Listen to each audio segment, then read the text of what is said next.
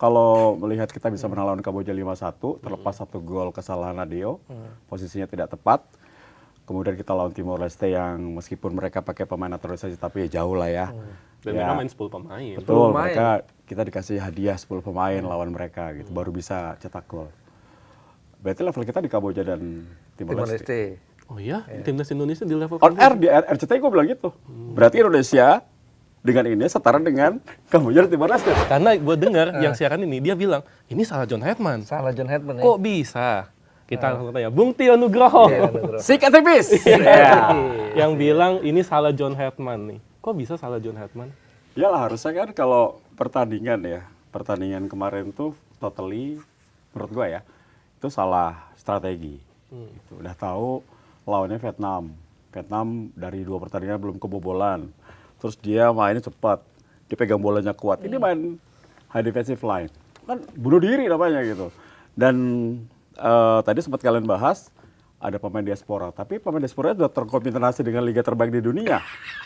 Main di Liga Indonesia. Tanda kutip. Iya, kalau dia main di Liga Eropa, oke. Makanya Justin Hubner bilang kan, ini bukan tim yang Indonesia yang sesungguhnya, karena masih banyak pemain yang tidak tampil. Itu benar sih. Tapi terlepas dari itu, kenapa gue bilang John Hetman ya dia harus bertanggung jawab. Karena dia memang salah. Nah gini nih, ini mungkin boleh ya beropini ya. Boleh. Dia bukan mantan pemain. Ya. Jadi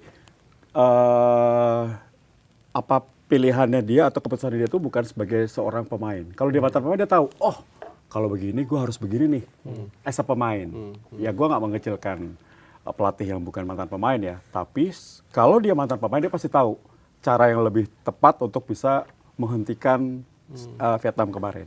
Jadi itu salah satu. Dia terlalu percaya diri dan dia lupa bahwa pemain diaspora yang tampil di tim nasional saat ini, sorry to say, sudah mulai menurun. Mark Klok sudah tua, Jordi Amat posisinya bukan di Persija saja, dia bukan seorang center back loh, dia DM, dipasang di center back, dia pasti kalah Speed. kecepatan. Jadi itu 2 dari beberapa alasan gue menyalahkan John Hetman. Nah, itu dia kemarin kan lawan Kamboja itu sebetulnya udah the winning team lah, bisa lebih bagus, lebih cair belakangnya. Ya. Yang jadi leadernya kan tuh Rizky Ridho. Ya. Kanannya Sandy Walsh, kirinya Saint Patinama. Kenapa diubah sih menurut gue? Kenapa yang jadi leadernya justru Jordi Amat? Sandy Walsh nggak main. Sandy Walsh nggak main. Kalau kemarin lihat hasil Kamboja, berarti kita posisinya setara dengan Kamboja dong. Ya. Ya dong. Kalau melihat kita bisa menang lawan Kamboja 5-1, terlepas satu gol kesalahan Nadeo, posisinya tidak tepat. Kemudian kita lawan Timor Leste yang meskipun mereka pakai pemain naturalisasi tapi ya jauh lah ya. Dan mereka main 10 pemain. Betul, mereka kita dikasih hadiah 10 pemain lawan mereka gitu, baru bisa cetak gol.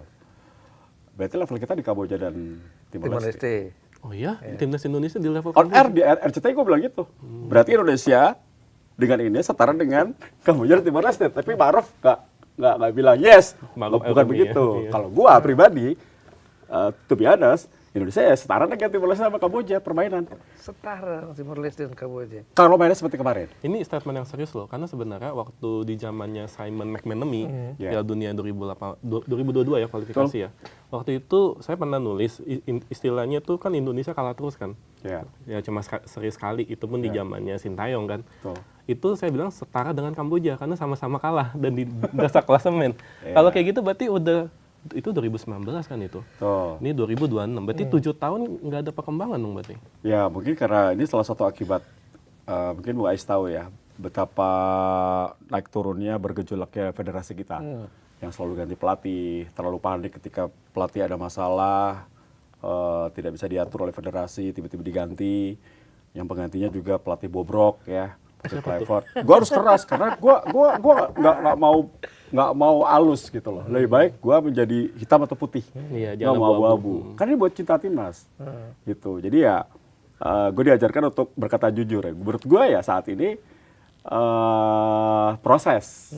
Gue nggak bilang gagal John Hetman, tapi dia harus membuktikan lawan Singapura harus menang. Kalau itu kalah, takutnya gue nih dipecat lagi nih. Kan Indonesia tuh selalu nggak sabar ya. Padahal menurut gue John Hartman masih pantas dikasih kesempatan 2 tahun lah. Karena memang target utamanya bukan AFF kan. Iya. Sekarang gini deh, Mas Bro.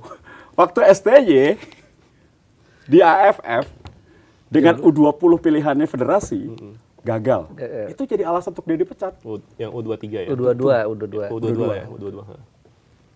Itu kan sebuah alasan. STY udah memberikan banyak nih. Iya. Nih, ini kan John Hartman belum. Lebih bisa mungkin dong untuk di. Iya. Ya nggak? Tapi kan kita berharap tidak ya. Semoga Pak Erick Thohir dan federasi lebih sabar. Karena kita juga percaya dengan John Hartman. Kasih dia kesempatan. At least sampai 2027 Piala Asia. Kalau Piala Asia ancur-ancuran ya terserah ya. Kita mau dilanjut atau tidak. Tapi untuk yang saat ini, kembali lagi, sebetulnya John Hartman punya satu kesempatan lagi untuk bisa membuktikan apakah dia pantas membawa Indonesia setidaknya selesai final dulu deh. Malahkan Singapura, itu tidak mudah. Dan gua tidak begitu yakin kalau mainnya seperti kemarin. Nah, di FIFA Matchday kan sebelum Piala AFF nih, John Hartman gacor lah. 4 pertandingan, cuman 1 kebobolan lewat titik penalti dan 8 gol. Dan lawannya juga kan keren-keren tuh, ada Bulgaria. Ada Oman ya? Ada Oman, kita menang 3-0 lawan Oman, walaupun ranking Oman lebih tinggi kan. Dan mereka adalah salah satu tim yang juga main di putaran 4 Piala Dunia kualifikasi. Ada Mozambik, ada Saint Kitts Nevis. Tapi memang saat itu skuad kita lebih lengkap. Full tim lah. Full tim dengan pemain-pemain diaspora kita yang di Eropa. Nah, kenapa sekarang justru saat main di AFF yang notabene pemain-pemain yang ada di liga lokal, tapi kan banyak juga pemain-pemain keturunan di situ. Gue mencatat ada 11 sampai 12 ya, total keseluruhan dalam 26 tim itu yang merupakan pemain-pemain keturunan. Nah, ada masalah apa? Kok bisa beda jauh sih antara FIFA Matchday dan di Piala AFF ini? Dan kemarin John Hartman setelah lawan Timor Leste itu dia sempat beralasan bahwa sekarang ini dalam masa pramusim, bahwa para pemain nih belum dalam kondisi yang terbaik. Istilahnya belum dalam peaknya lah, istilahnya dalam otak mereka masa liburan. Masih pre-season ya? Masih pre-season.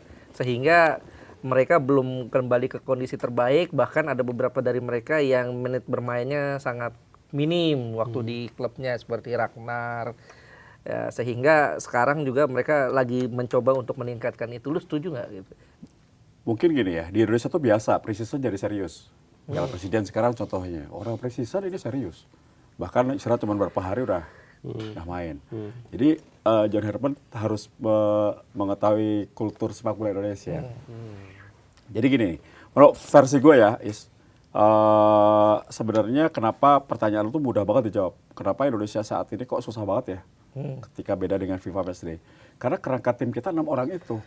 2 penjaga gawang. Ini versi gue ya. Emil Edero sama Martin Pas. Jauh banget sama Nadeo.